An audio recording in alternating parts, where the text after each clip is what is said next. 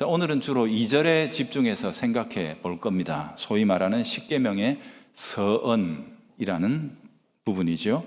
나는 너를 애굽 땅 종되었던 집에서 인도하여 낸 내 하나님 여호와니라, 이런 내용입니다.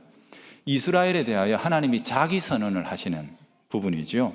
나는 너의, 그리고 너는 나의, 이런 형태로 주님은 이스라엘과 하나님의 관계를 소유격처럼 표현하셨다는 사실이 참 중요합니다. 단순히 소유의 관계라는 의미가 아니라 너와 나, 굉장히 특별한, 다른 어떤 사람들이 끼어들 수 없는 대단히 특별한 관계 속에 있다는 것을 이런 형태로 묘사하신 것인데요.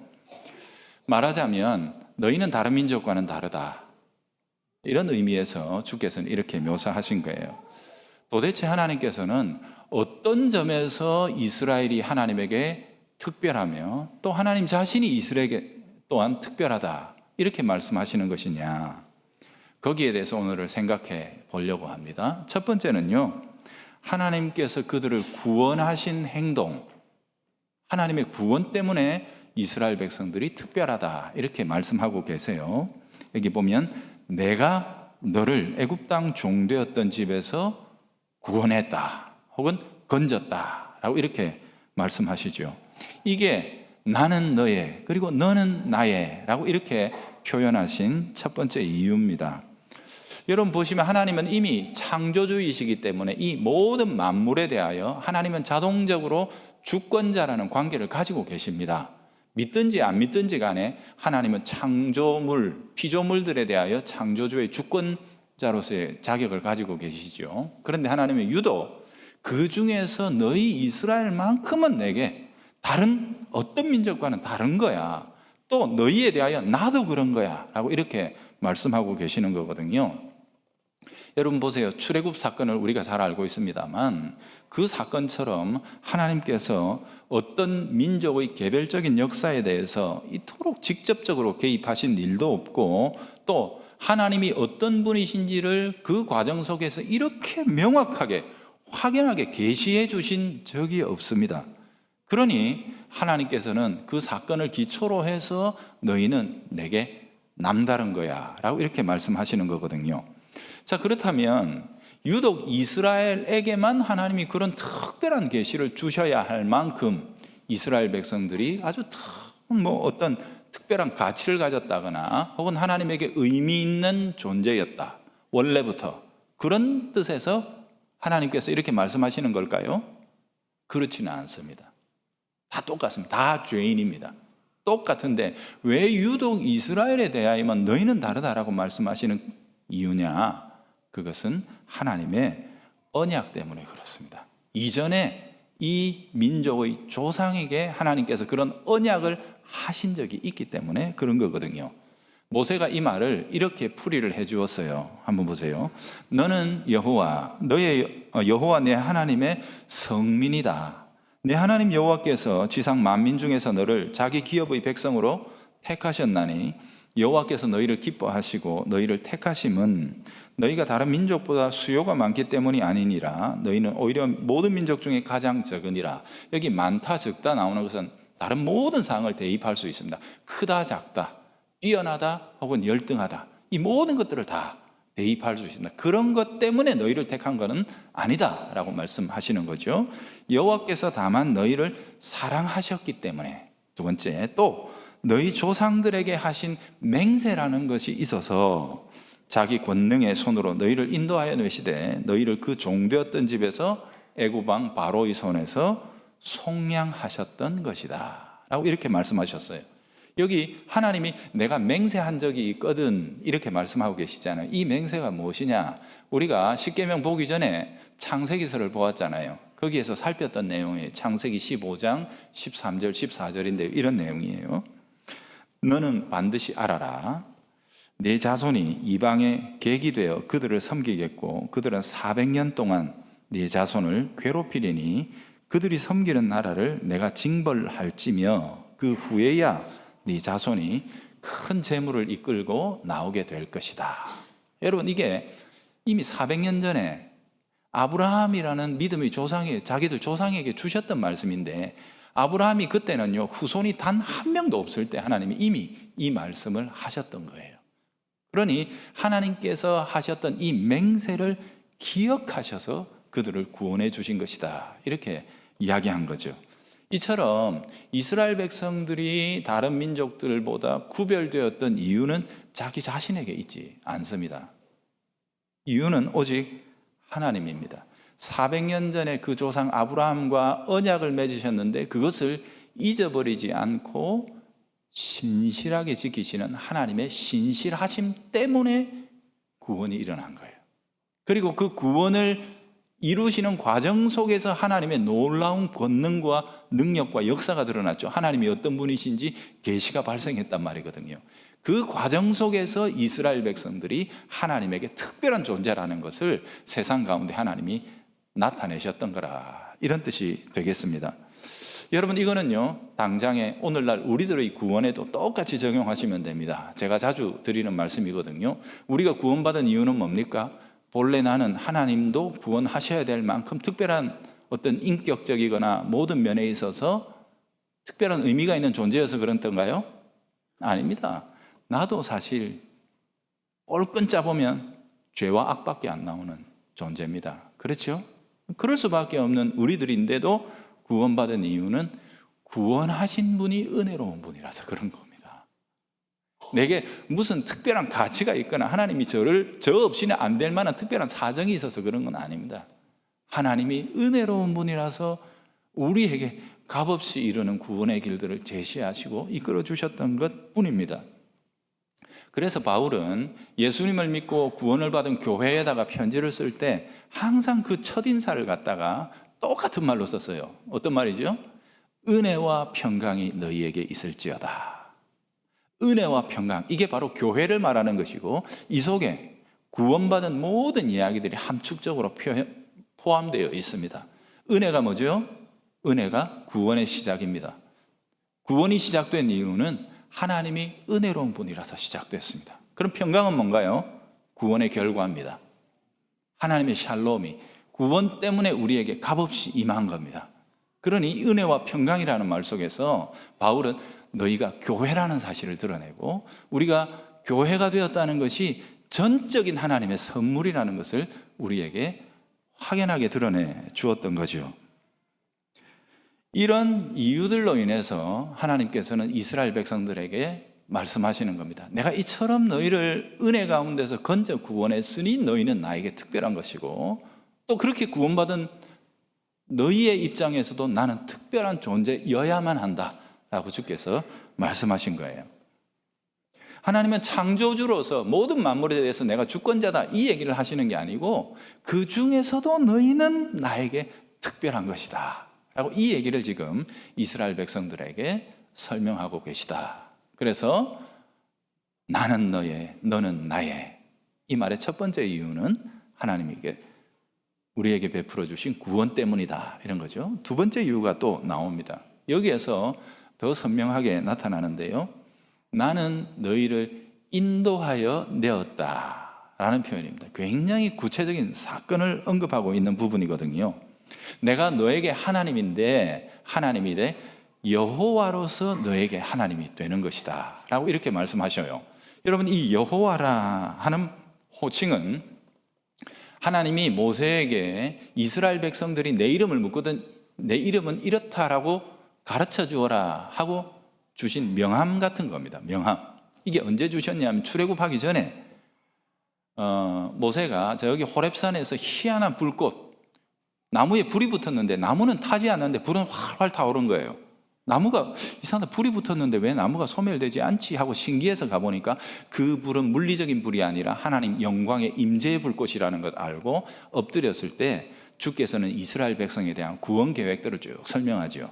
그때 모세가 항변합니다. 저 40년 전에 가들 구원해 보려고 애를 썼습니다. 그런데 도통 말을 들어먹지를 않습니다. 저는 안 갈래요.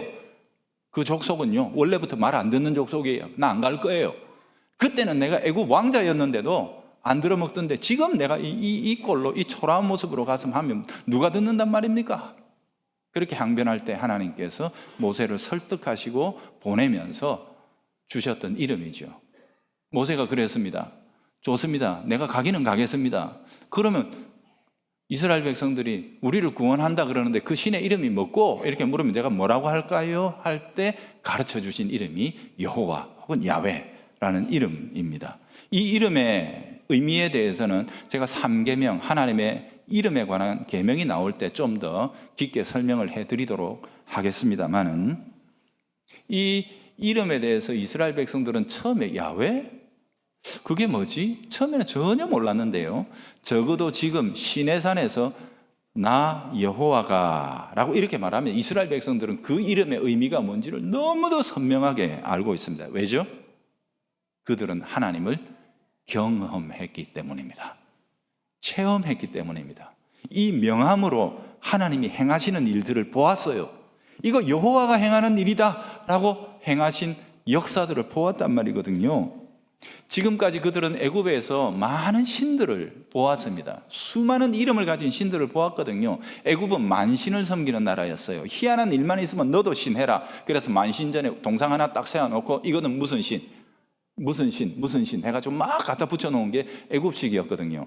그런데 하나님은 이름도 형상도 없이 느닷없이 찾아오셔서 달랑 물론 가르쳐 주신 게 그 이름이죠. 야훼 그랬는데 그 이름으로 행하시는 하나님의 역사를 보고 하나님을 알게 된 거예요. 우상을 보고 안 게 아니고 하나님께서 10가지 재앙으로 애굽에 존재하는 그 모든 만신들이 가짜라는 것을, 거짓되다는 사실을 하나님은 완전히 드러내셨죠. 애굽에 존재하는 모든 신들의 이름으로 여호와께 대항해 보았어도 그들은 철저하게 깨트려지고 무너졌습니다. 그래서 10재앙입니다. 이집트는 십진법을 쓰는 나라였거든요. 그러니까 열은 완전수죠. 그래서 10가지 재앙으로 그 땅에 존재하는 모든 만신들, 가짜 우상들, 거짓 신들을 다 깨부신 겁니다. 그리고 그 당대의 최강의 제국이었던 애굽의 군대, 그 중에서도 최고의 군대가 누굽니까? 왕실 근위대 아닙니까? 그 전차부대를 홍해의 바닷물 속에서 순식간에 하나님은 멸해버리십니다. 그렇게 함으로 이 땅에 존재하는 그 어떤 폭력과 물리적인 세력이나 힘으로도 하나님을 이길 수 없다는 것을 드러내셨죠. 그뿐 아니라 이스라엘 백성들이 광야의 길을 걸어 이 시내산에 이를 때까지 하나님은 만나와 메추라기로 그들을 먹여주셨던 아빠 하나님, 아버지 하나님이셨고, 또 그 백성의 원수인 아말렉이 나타났을 때 앞장서서 권능으로 물리쳐 주셨던 용사였던 하나님이셨고, 또 구름기둥과 불기둥으로 모든 이스라엘 백성들이 하나님을 따라갈 수 있도록 이끌어 주셨던 위대한 지도자 하나님이셨던 것을 그들은 이 광야의 길을 걸으며 너무도 선명하게 체험했단 말이거든요. 그러니까 이스라엘 백성들 어느 누구도 야훼 하나님이 누군지 지금 모르는 자가 없습니다. 모를 수가 없어요. 그분이 그 이름으로 일으키셨던 모든 권능들을 체험하며 여기까지 왔기 때문이죠. 그래서 하나님이 이야기합니다. 나를 맛보지 않았느냐? 맛보지 않았느냐? 나를 맛보았기 때문에, 너희들은 나를 알기 때문에 내가 이야기하는 것이다. 나는 너의, 너는 나의 라고 이렇게 말씀하시는 거죠. 애굽에서 보았던 그 거대한 동상을 가진 우상들 말입니다. 여러분, 애굽에는요 다녀오신 분들이 꽤 되죠. 저는 안 갔다 왔는데도 잘 압니다. 한번 가기는 가야 되는데 우리 예배당만한 우상도 있습니다. 덩치가 어마어마하게 크게 파놓은 우상들이 있죠. 코가 있습니다. 눈이 있습니다. 입이 있습니다. 귀가 있습니다. 그런데 말하지도 못하고 듣지도 못하고 숨쉬지 못하고 보지 못하고, 코가 있으나 눈이 있으나 보지 못하고, 귀가 있으나 듣지 못하고, 입이 있으나 말하지 못하는, 그저 겉만 거대하게 그 덩치를 가지고 사람을 압도하는 그런 우상이 아니라, 살아계신 하나님은 자기 백성들을 만나 교제하시고 그들에 대하여 하나님 자신의 살아계심을 생생하게 체험할 수 있도록 역사하시는 하나님. 여러분, 우상이 아무리 거대해도 50층 빌딩만한 우상을 세워놔도 그 우상과 인격적인 교제가 불가능하잖아요. 그 우상을 섬긴다고 해서 사람이 인격적으로 성숙하는 일은 없잖아요. 그러나 우리 하나님은 다릅니다. 살아계셔서 역사하시고 교제하시는 중에 사람을 하나님의 거룩한 성품으로 변모시켜 나가시는 이 놀라우신 하나님을 그들은 맛본 겁니다. 알게 된 겁니다. 그래서 하나님은 나를 아는 너희는 특별하다. 특별하다. 너에게 알려진 나도 특별하다. 그러니 나와 너 사이는 절대로 이 세상의 어떤 관계와 같을 수 없다라고 주께서 주장하고 계시는 거거든요. 여러분, 바로 이런 겁니다. 그래서 하나님이 이스라엘 백성들에게 이 관계를 주장하고 계시는 이 모든 근거는 역사적인 실제입니다. 사건입니다. 히스토리컬 팩트에 근거해서 하나님께서는 나와 너 사이는 분명한 것이다 라고 말씀하세요. 근거가 없는 게 아니지요. 따라서 3절부터 이제 우리가 읽게 되는 이 십계명도 마찬가지입니다. 이것은 이스라엘에게 하나님이 참으로 살아계신 그들의 유일한 신이라는 사실을 인정하는 한에서만 의미가 있는 겁니다. 그죠? 이 10개의 계명이 참 괜찮은데 그대로 살면 꽤 괜찮은 세상이 되겠어 하는 이런 도덕적인 지침이 아니라는 뜻이에요. 여러분, 특별히 1계명에서 4계명까지를 보십시오. 도덕 아닙니다. 그것은 하나님만을 섬기겠다는 신앙 고백이에요. 그러니까 이건 특별한 거거든요. 그러므로 10계명은 언약 백성들의 것일 수밖에 없습니다. 소위 말하는 교회 밖에 있는 사람들의 것이 아니라 교회의 것입니다. 그분이 나의 구원의 하나님이신 것을 체험한 자들, 그리고 그 구원을 인정하고 그분께 헌신하는 자들에게 주어진 소명이라는 것을 기억해야 하는 겁니다. 똑같은 적용이 오늘 우리들에게도 가능하죠. 우리가 믿는 예수님은 막연한 존재가 아닙니다. 여러분, 저와 똑같은 육체를 가지고 오셨던 분입니다. 너무도 선명해요. 성육신하여 하나님이 오셨어요.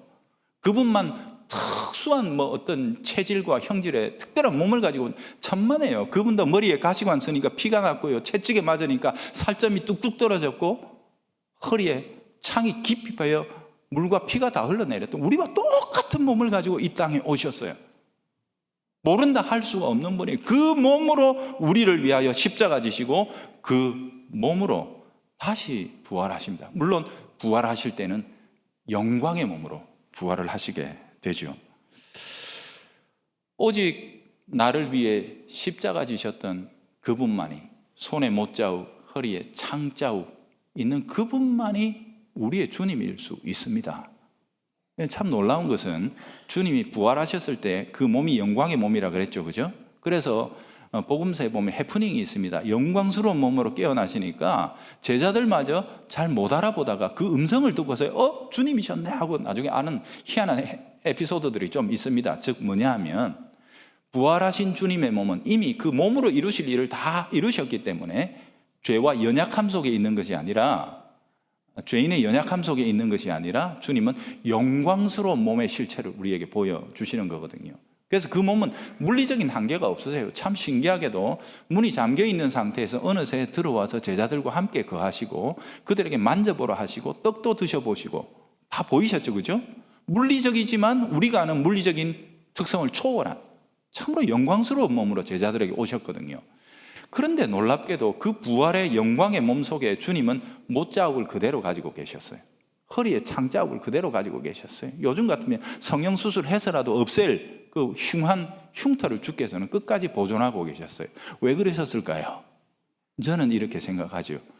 주님은 오직 당신만이 우리의 구원자이신 것을 생생하게 증언해 주시기 위해 그러셨습니다. 여러분, 우리의 구원자는 단 한 육체만으로 존재하셨습니다. 그 육체로 십자가 지셨고 손에 못 박히셨고 허리에 창에 찔리셨습니다. 그것만 보면 그분이 진짜인지 아닌지를 알 수 있습니다. 제가 왜 이 말씀 드리냐 하면 오늘날 수많은 이단의 수괴들이 자신도 인간의 이 더러운 오욕, 칠정을 다 극복하지 못해가지고 이 해괴망측한 죄들을 막 짓고 하는 거 여러분 다 아시죠? 보셨죠? 그죠? 그러면서 자기를 신이래. 자기가 재림예수래. 재림예수래. 그들의 손에 못자국이 있습니까? 아니요. 우리의 구원자의 손에는 못자국이 있습니다. 주님은 도마에게 만져보라 그러셨어요. 우리의 구원자의 육체에는 허리에 창자국이 있습니다. 그런데 무슨, 속지 마십시오. 너무도 허탄한 이 이단의 사설들에 속아 넘어가는 영혼들이 참으로 안타까울 뿐이지요. 여러분, 만약 성경이 이야기하는 그대로 우리 재림의 주님께서 육체로 강림하시면 역사는 끝납니다. 그 시간부로 역사는 끝나고 하나님의 마지막 심판과 영원한 세계가 열리는 건데, 그들이 와가지고 재림 예수가 왔다 그러는데 역사 속에 살아있어요. 가짜라는 뜻입니다. 스스로 증명하고 있듯이 자기가 가짜라는 건데, 너무도 많은 사람들이 지금 거기에 속아 넘어가고 있는 것을 보면 참으로 안타까워요. 사랑하는 성도 여러분, 깨어 이 진리 위에 견고하게 서십시오. 우리의 구원자는 단 한 분입니다. 단 한 육체로 계셨습니다. 그분이 오시면 역사는 끝나는 거예요. 그분은 너무도 쉽게 알아볼 수 있습니다. 우리를 위해 손에 못자국, 허리에 창자국, 발에 못자국 가지고 계신 바로 그분만이 우리의 구원자라는 사실을 기억해야 합니다. 예수님이 우리의 구원자인 것도 이처럼 너무도 분명한 역사적인 구원의 사건 위에 기초하고 있다는 사실을 여러분, 우리는 꼭 알아야 하는 거죠. 자, 이제 오늘 마지막 적용과 결론으로 넘어갑니다. 그렇다면 우리는 이처럼 우리를 특별하게 구분해 주시고, 이 온 인류가 나보다 잘난 사람이 얼마나 많은데 교회 밖에, 그들이 아니라 나같이 부족하고 연약한 것을 나는 너의, 너는 나의, 이렇게 하면서 놀랍게 구별해 주시고 나의 하나님이 되어 주시기 원하시는 이 놀라운 구원의 주님을 우리는 어떻게 섬겨야 되는 겁니까? 이게 참으로 중요하죠. 여러분 보세요. 3절부터 십계명이 나오는데 1, 2절에 이 이야기를 하는 이유가 뭡니까? 이유가 뭡니까? 이게 참 중요합니다. 지금부터 나오는 십계명의 내용을 우리가 어떤 마음과 태도로 지킬 것인지를 주께서는 가르쳐 주시기 원하는 거예요. 여러분 보세요. 십계명은 출애굽 이전에 주셨습니까? 이후에 주셨습니까?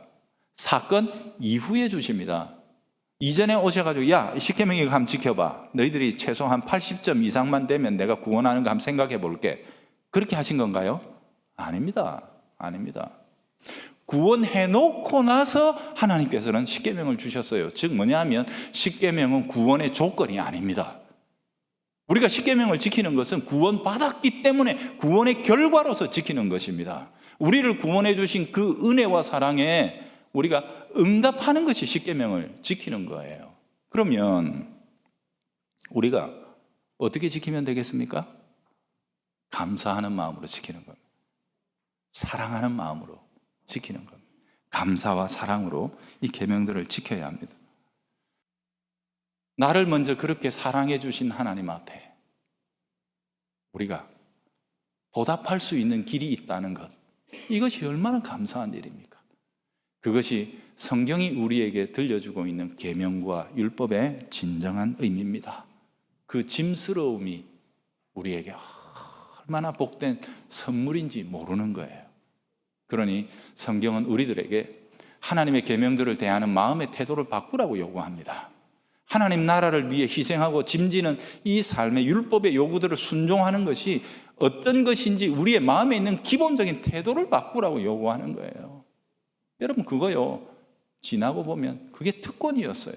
특권이었어요. 제가 지금도요, 언젠가 그렇게 큰 이벤트 한 거 하나씩 끄집어내가 아내하고 막 이렇게 얘기하면 얼마나 즐거운지 몰라요. 얼마나 행복한지 몰라요.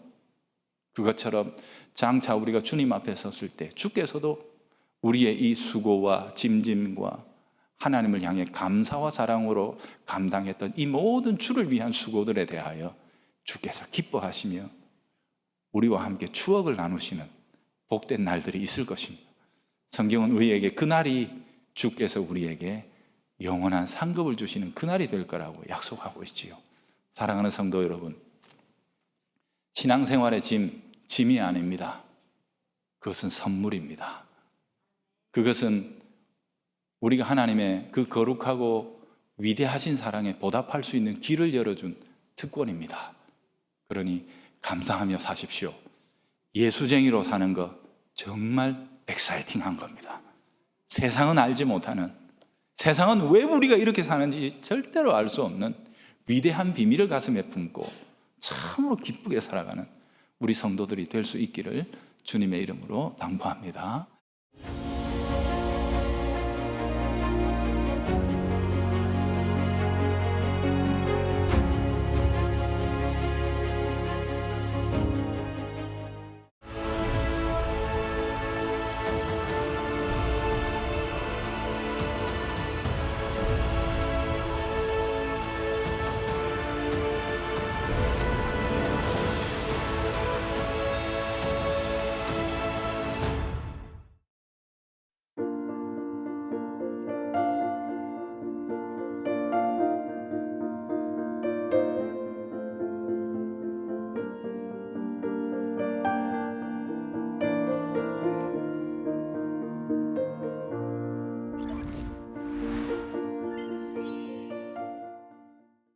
이 프로그램은 여러분의 미디어 선교 후원으로 제작되었습니다.